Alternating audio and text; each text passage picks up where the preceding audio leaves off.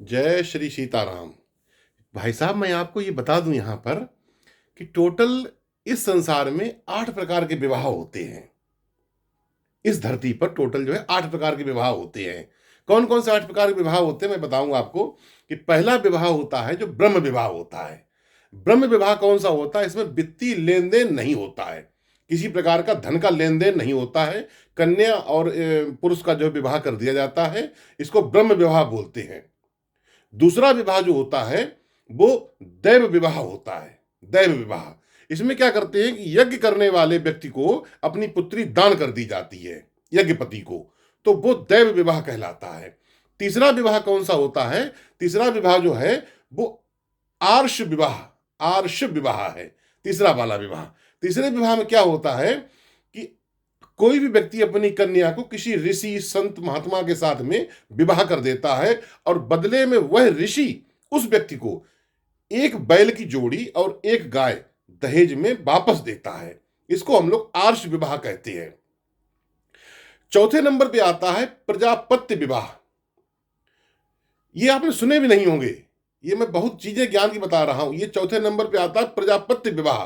प्रजापत्य विवाह क्या होता है कि जो एक पुरुष और महिला का सिर्फ संतान उत्पत्ति हेतु विवाह किया जाता है, उसके बाद में उनके संबंध अलग अलग हो जाते हैं। संतान उत्पत्ति हो गई, संबंध अलग अलग हो गए, इसको प्रजापत्य विवाह, संतानोत्पत्ति हेतु जो है ये प्रजापत्य विवाह होता है। पांचवा विवाह कौन सा होता है? गंधर्व विवाह। गंधर्व विवाह जो आज हो रहा है समाज में। गंधर्व विवाह क्या है कि वर पक्ष जाता है, कन्या पक्ष जाते हैं, कन्या पक्ष जो वर पक्ष की तलाश करता है, योग्य वर की तलाश करता है, योग्य वर जब उनको मिल जाता है तो आपस में जो है एक निर्धारित दहेज तय करते हैं, फिर बारात जाती है, बारात होती है। यह सब जो आज चल रहा है ये गंधर्व विवाह है जो समाज में चल रहा है। छठे नंबर पर आता है असुर विवाह। असुर विवाह कौन सा है? जिसमें कन्या का मूल्य चुकाकर, कन्या का एक निश्चित मूल्य है, उस मूल्य को चुकाकर कन्या का वर्ण किया जाता है। एक निश्चित कीमत दे दी और कन्या को खरीद लाए। ये विवाह किसका किसका हुआ था? ये विवाह हुआ था महारानी माद्री का राजा पांडु के साथ। महाभारत में इसका वर्णन है। अगर कोई व्यक्ति चाहे तो महाभारत की ग्रंथ को खोलकर उसमें देख सकता है कि महारानी माद्री का और पांडु का विवाह जो हुआ था वह असुर विवाह की श्रेणी में आता है। माद्री कौन थी? नकुल और सहदेव की मां थी। और पांडु कौन थे? भी अर्जुन के पिता थे। अर्जुन के पिता पांडु का विवाह जो माद्री के साथ हुआ था ये असुर विवाह की श्रेणी में आता है। सातवें नंबर पे आता है राक्षस विवाह।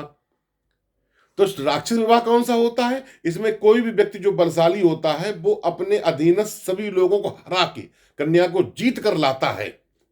ये किसने विवाह किया था? राक्षस विवाह किसने किया था? राक्षस विवाह किया था महाराजा भीष्म ने।